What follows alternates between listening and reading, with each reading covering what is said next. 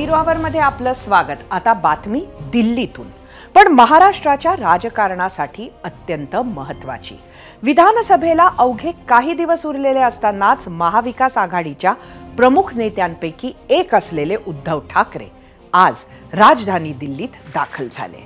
ते आजपासून पुढचे 3 दिवस तिथे असणार आहेत। एरवी ठाकरेंनी दिल्ली दौरा केला असता तर कदाचित इतकी चर्चा झाली नसती, मात्र त्यांच्या टायमिंगमुळे चर्चा करणं गरजेचं आहे। राज्यात महाविकास आघाडी म्हणून विधानसभा लढण्याचा निर्णय ठाकरेंची सेना, थोरल्या पवारांची राष्ट्रवादी आणि काँग्रेसनं घेतलाय।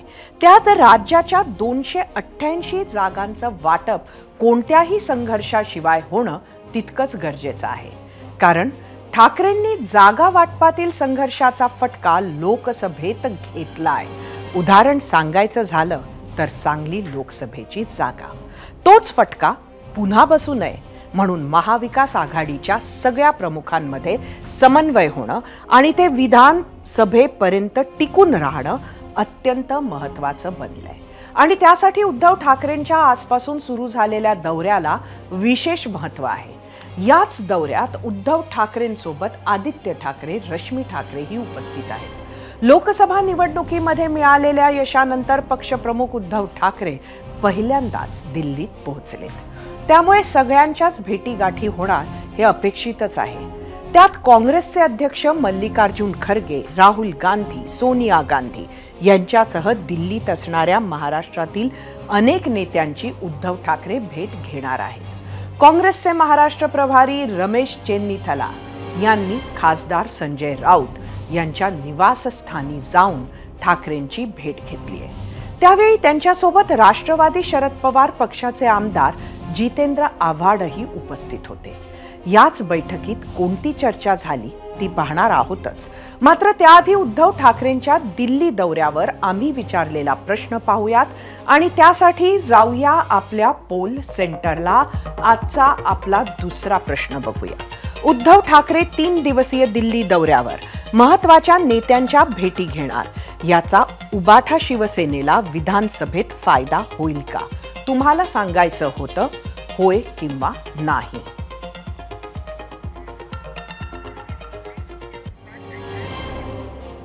पहिल्याच दिवशी ठाकरेंनी काँग्रेस महाराष्ट्र प्रभारी रमेश चेन्नीथलांची भेट घेतली।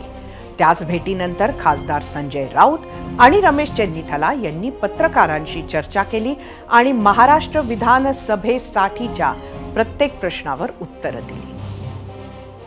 कल उद्धव जी राहुल जी से और सोनिया जी से मिलने की बात चल रही है। नहीं, बात चलने नहीं, कल राहुल जी से मिल रहे हैं और मैडम सोनिया जी से भी मिल रहे हैं, खरगे साहब से भी मिल रहे हैं। मीटिंग तो ये दौरा का अगर देखिए 3 दिन इससे पहले कभी उद्धव साहब नहीं आए थे, आते थे 2 दिन में चले जाते थे। अभी ये सवाल मेरा ये है, अभी रमेश जी बोल रहे हैं, रमेश जी को ही बोलने दीजिए। रमेश जी को पूछिए। बारे में आपसे जानना चाहता हूँ कि क्या ये दौरा, इसके परिणाम महाराष्ट्र में दिखाई देंगे, चाहे वो सीट शेयरिंग हो, चाहे वो रणनीति हो, या एक बात ऐसी है, उद्धव जी शिवसेना के पार्टी चीफ है। यहाँ एनसीपी के पार्टी चीफ भी दिल्ली में है, पवार साहब। यहाँ खरगे साहब दिल्ली में है, रमेश जी महाराष्ट्र के इंचार्ज हैं। तो जब हम एक साथ बैठते हैं तो महाराष्ट्र के बारे में ही चर्चा करेंगे। विधानसभा है, लोकसभा हमने जीत ली है, लोकसभा ने महाराष्ट्र में हमको अच्छा रिजल्ट दिया है, तो ज़रूर हमारी ये बातचीत ये रहेगी कि विधानसभा में हमको पूरा बहुमत तीनों को मिलकर महाविकास आघाड़ी को हमको लाना है। एक बात मैं बताना चाहता हूँ, देश की सबसे बड़ा करप्ट गवर्नमेंट है महाराष्ट्र का गवर्नमेंट। इतना करप्शन है, इसलिए करप्शन के वजह से लोगों को बड़ा आक्रोश है इन सरकार के खिलाफ। करप्शन के खिलाफ मूवमेंट चलेगा महाराष्ट्र में। जसं संजय राऊतांनी ठाकरेंच्या दौऱ्याचं महत्त्व सांगितलं, तर अपेक्षेप्रमाणे शिवसेनेच्या संजय शिरसाटांनी टीका केली, तीही पाहूयात। दिल्लीला ते सहकुटुंब सहपरिवार गेलेले आहेत। शिवसेनेच्या इतिहासामध्ये पहिल्यांदा असं घडतंय की अख्खं कुटुंब हे दिल्ली शिवाराच्या चरणी गेलेलं आहे। स्वाभिमान गहाण टाकणारी ही औलाद आहे, म्हणून अशा याच्यामुळे पक्षाची लागलेली ही वाट आहे। महाराष्ट्र पाहतोय, ज्या आविर्भावात जे सांगतात ना दिल्ली शहर इथं येऊन पाणी भरत होते. आता हे दिल्ली शहराच्या घरी जाऊन पाणी पण पितील आणि तिथं जेवणही करतील. म्हणून आता बलस्थान बदललेली आहे. आज उद्धव दिल्लीत असतानाच सुप्रीम कोर्टात त्यांच्या शिवसेनेसंदर्भात सर्वात मोठी सुनावणी होती. महाराष्ट्रात सर्वाधिक चर्चेत असलेल्या आमदार अपात्रता प्रकरणी आज सर्वोच्च न्यायालयात सुनावणीसाठी आले. शिवसेना आणि राष्ट्रवादीच्या आमदार अपात्रता प्रकरण एकत्रित सुनावणी घेणार असे कोर्टाने आधीच सांगितले होते. आज सुप्रीम कोर्टाला अजित पवार गटानं उत्तर सादर करण्यासाठी वेळ मागितला. तो सर्वोच्च न्यायालयानं दिला. आता अजित पवारांना 3 आठवड्यात आपलं उत्तर सादर करायचंय. त्यामुळे या प्रकरणात तारीख पे तारीख सुरू असल्याचं पाहायला मिळतंय. महाराष्ट्रात विधानसभेच्या निवडणुका तोंडावर आल्यात आणि सर्वोच्च न्यायालयाकडून तारीख पे तारीख होत आहे. त्यामुळे या प्रकरणाचा निकाल कधी लागणार असा प्रश्न उपस्थित होतो. राष्ट्रवादी संबंधी काय झालंय, एप्रिल मे मध्ये एनसीपी शरदचंद्र पवार जयंत पाटलांच्या वतीने इथं सुप्रीम कोर्टात आले आणि त्याच्यात आत्ता 29 जुलैला अजित पवारांना नोटीस इश्यू झाली होती. सांगण्यात आलं होतं की 4 आठवड्यात अजित पवार आणि त्यांचे जे आमदार आहेत त्यांनी उत्तर द्यावं. तर आज सुप्रीम कोर्टाने सांगितलंय अजित पवार आणि त्यांच्या आमदारांना की तुम्ही 3 आठवड्याच्या आत उत्तर द्या. म्हणजे त्याची पण प्रक्रिया आता सुरू झाली आहे. आता वळूयात आपल्या शेजारी देशात झालेल्या सत्तापालटाकडे. त्याचाही एक भाग दिल्लीतच उलगडतोय. बांगलादेशातील हिंसक आंदोलन आणि बंडाचा शेवट पंतप्रधान शेख हसीना यांच्या राजीनामा आणि देश सोडण्यात झाला हे आपण काल पाहिलं. शेख हसीना यांचा मुक्काम कालपासून भारतातच आहे आणि येते काही दिवस तो भारतातच राहील अशी परिस्थिती आहे.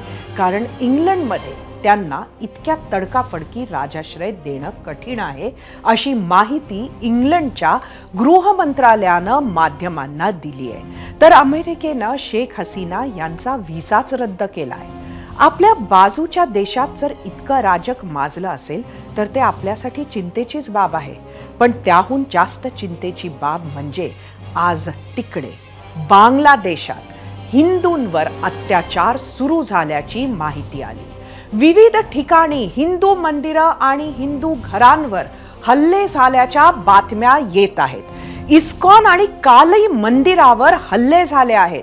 रंगपूर येथील हिंदू समुपदेशक काजल रॉय यांची हत्या करण्यात आली आहे. तसंच अवामी लीगचे हरधन रॉय यांची रंगपूर जिल्ह्यात गोळ्या झाडून हत्या करण्यात आली आहे. दरम्यान हिंदू अल्पसंख्याकांच्या रक्षणासाठी बांगलादेश लष्कर पावलं उचलत आहे असं सांगितलं जात आहे.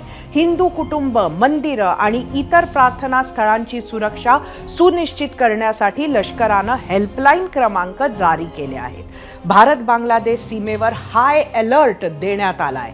BSFच्या महासंचालकांनी पेट्रोपोल सीमेवर सुरक्षेचा आढावा घेतला. तिथे सीमेवर मोठ्या प्रमाणावर ट्रक थांबवण्यात आले होते. दरम्यान आज बांगलादेश सरकार विसर्जित करण्यात आले. नवीन अंतरिम सरकारची प्रक्रिया अधिकृतपणे सुरू करण्यात आली आणि आजच नवीन सरकार स्थापन होऊ शकते असं सांगितलं जात आहे. हिंदूंवर होणाऱ्या अत्याचाराची तात्काळ दखल राष्ट्रीय स्वयंसेवक संघानं तर घेतली आहेच, ती तर आम्ही तुम्हाला दाखवूच. पण त्याचबरोबर बघूयात शेख हसीना यांचे अमेरिकेत वास्तव्याला असणाऱ्या मुलानं पाकिस्तानवर केलेले गंभीर आरोप. हम सरकार से निवेदन कर रहे हैं कि एक सुनिश्चित करे कि वहाँ के हिंदू सुरक्षित रहे और उनको विश्वास है कि सरकार कुछ कदम उठाए. हम सरकार से निवेदन कर रहे हैं कि एक सुनिश्चित करे कि वहाँ के हिंदू सुरक्षित रहे और उनको विश्वास है कि सरकार कुछ कदम उठाए. मुझे श्योर लग रहा है ऐसा कहा था क्यों इधर जब ये मूवमेंट चल रहा है इनके पीछे पुलिस के ऊपर हमला कर रहा थे विद बंदूक नहीं. अब स्टूडेंट्स के पास तो बंदूक नहीं है, बंदूक है आपके जमाते इस्लाम शिविर के पास. सो उनको तो बंदूक कोई ना कोई दिया. ये श्योर ऐसा. बांगलादेशातील अस्थिरतेची भारतीय संसदेतही चर्चा झाली. त्याआधी केंद्र सरकारनं सर्व पक्षांची बैठक बोलावली. संसदेच्या आवारात ही बैठक पार पडली. केंद्रीय मंत्री Amit Shah, doctor S Jaishankar, Rajnath Singh, JP Nadda, किरण रिजिजू तसंच लोकसभेतील विरोधी पक्षनेते राहुल गांधी, KC वेणुगोपाल, उबाठा शिवसेनेचे अरविंद सावंत, राष्ट्रवादी शरदचंद्र पवार पक्षाच्या सुप्रिया सुळे यांच्यासह इतर प्रमुख पक्षांचे प्रमुख नेते यावेळी उपस्थित होते. बांगलादेशबाबत केंद्र सरकारच्या भूमिकेला समर्थन आणि सहकार्य करण्याचे आश्वासन विरोधी पक्षांनी दिले. राहुल गांधी यांनी सरकारला तात्काळ आणि दीर्घकालीन रणनीतीबाबत विचारणा केली.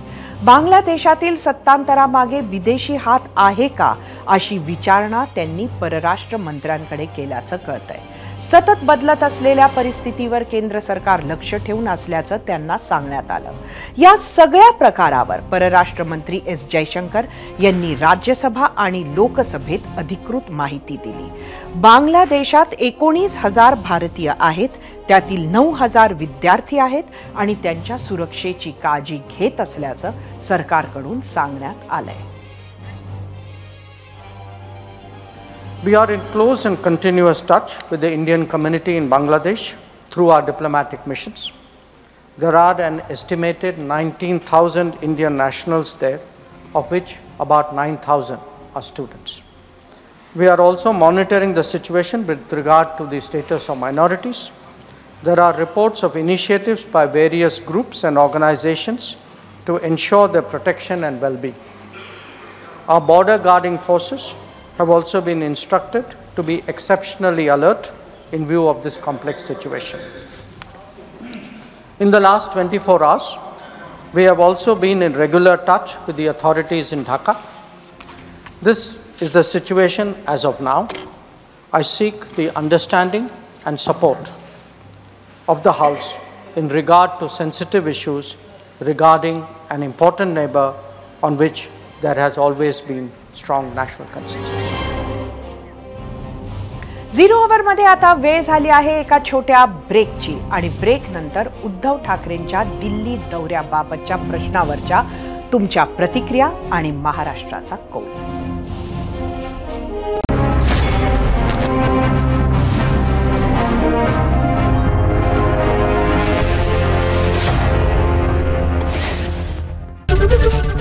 ABP माझा, उघडा डोळे बघा नीट.